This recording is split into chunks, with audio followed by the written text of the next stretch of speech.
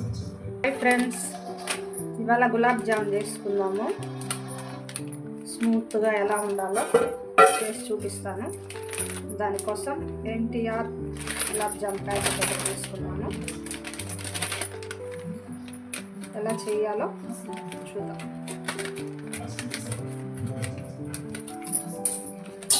కొంచెం water add చేసుకుంటూ కలుపుకోవాలి. ఒకేసారి ఎక్కువ వాటర్ వేసుకోకూడదు. ఎక్కువ లూజ్ అయిపోయినా ఎక్కువ టైట్ ఉన్న గులాబ్ జాము స్మూత్గా రాదు. లూజ్ అయిపోతే పాడైపోతుంది. దానికోసం కొద్ది కొద్దిగా వాటర్ యాడ్ చేసుకొని కొంచెం వాటర్ పోసుకొని ఇలా ముద్ద చేసేసుకోవాలి. ఇప్పుడు ముద్దలు పట్టుకోవాలి.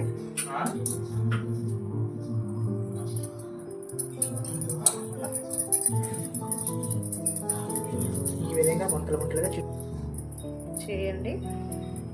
రౌండ్లు బాగా వచ్చేలాగా.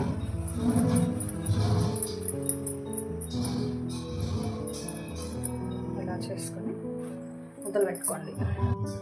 ఇలా చిన్న రౌండ్లు చేసి పెట్టుకోవాలి. గులాబ్ జామ్కి మీకు ఏ సైజు నచ్చితే ఆ సైజు. నేను చిన్నగా చేసుకున్నాను. ఇప్పుడు ఈ మూత పెట్టేసి జీరా తయారు చేసుకుందాం.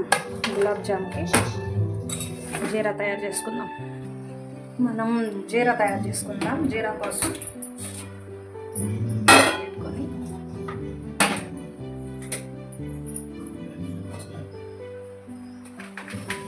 ½ కేజీ షుగర్ పోసుకుందాం.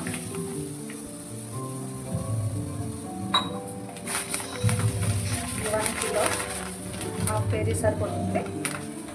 ½ కేజీ చిన్న గ్లాస్ నిండా వాటర్ యాడ్ చేసుకుంటాం.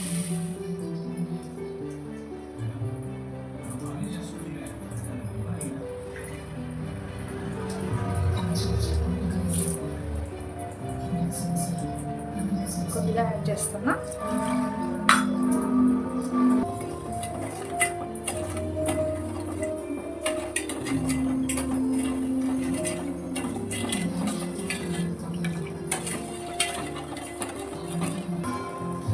యాలకుల పొడి కొద్దిగా 2 దంచుకున్నాను.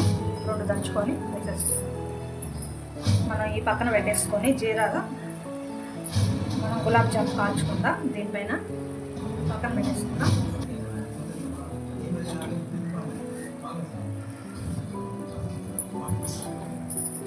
ఆయిల్ వేసుకొని కొద్దిగా చాలు, మరి ఎక్కువ అవసరం. బాగా ఆయిల్ కాగనిచ్చి కాల్చుకునిద్దాం.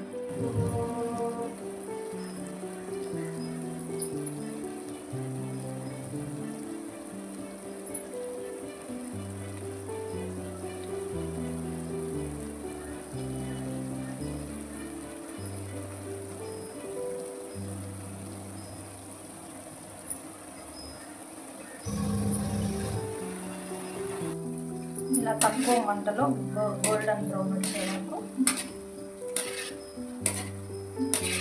వేపుకోవాలి. గోల్డెన్ బ్రౌన్ వస్తే తీసి పక్కన పెట్టేసుకోవాలి. తక్కువ మంటలోనే కాల్చుకోవాలి. కొంచెం ఎక్కువ మంట పెట్టినా మాడిపోతాయి, నల్లగా తిరిగిపోతాయి.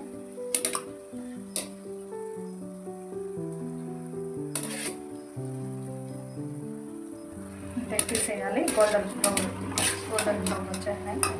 తీసేసి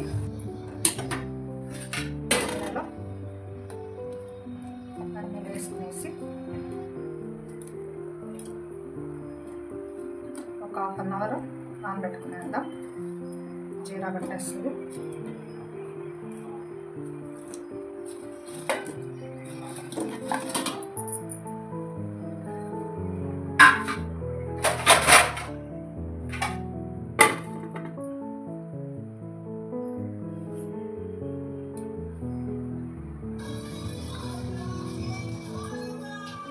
రెడీ అయిపోయింది. వేడి వేడి గులాబ్ జామున్ ఇలా చేసుకుంటే చాలా స్మూత్గా ఉంటుంది.